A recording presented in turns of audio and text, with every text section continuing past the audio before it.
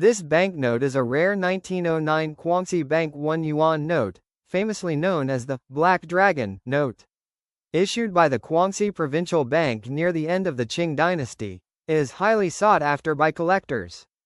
History of the Black Dragon banknote. The 1909 Kwangsi Bank 1 Yuan Black Dragon note is a significant artifact from a transitional period in Chinese history, near the very end of the Qing Dynasty. The first provincial bank. The history of this note began when the ruling Qing dynasty restructured its banking system, making the Guangxi province the first to establish its own provincial bank in 1909. This was a notable step towards a modern, unified national currency system, a goal the government struggled to achieve amidst widespread use of foreign currencies and a bimetallic system of silver ingots and copper cash coins. Short-lived circulation and rarity. The notes were printed in Japan and had a relatively small initial run. They were only in circulation for approximately 2 years.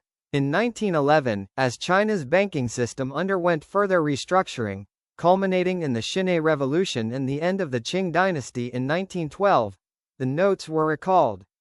Because they circulated for such a short time, very few examples survived the recall, making them extremely rare today. They quickly became known colloquially as Ooi-Long or Black Dragon notes by residents, referring to the prominent pair of dragons on the front. Cultural significance. The note is highly prized by collectors as one of the few examples of currency issued by a Chinese-owned bank during an era when many foreign banks were dominant in the region. The design, featuring 2 dragons flanking a silver dollar, is said to symbolize the power of the Chinese emperor.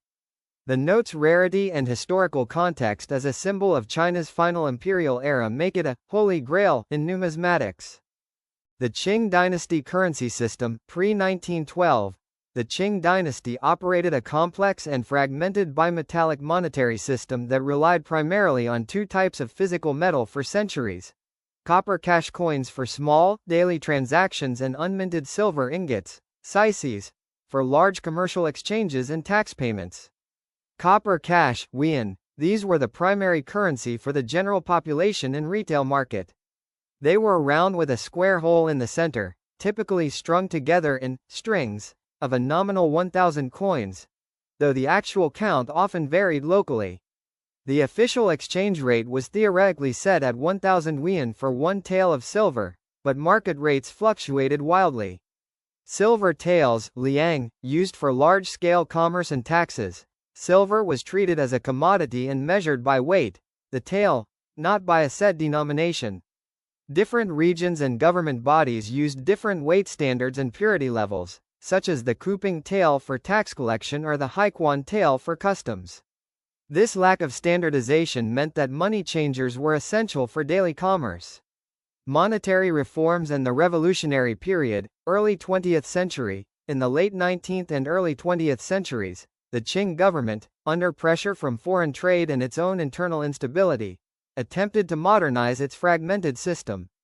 Introduction of the yuan. In 1889, the government introduced the Chinese yuan dollar, a modern, machine-struck silver coin, at par with the Mexican dollar, which was already popular in coastal areas. This was part of a push to create a uniform national currency. Provincial and foreign banks.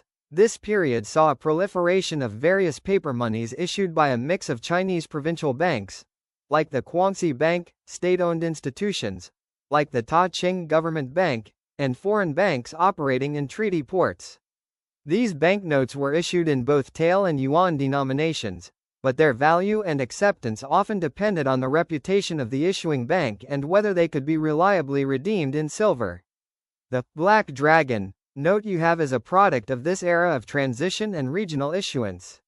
Systemic chaos. Despite reform efforts, the currency system remained chaotic due to a lack of central enforcement, a persistent preference for physical metal over paper, and an influx of competing foreign currencies. The 1911 Xinhai Revolution overthrew the dynasty, and the subsequent Republic of China inherited this fragmented system, continuing the struggle for a truly unified national currency for decades. This complex monetary landscape contributed to the economic challenges faced by China during this period of immense political change. The value of the 1909 Kwangsi Bank 1 Yuan, Black Dragon, note is substantial due to its extreme rarity and historical significance.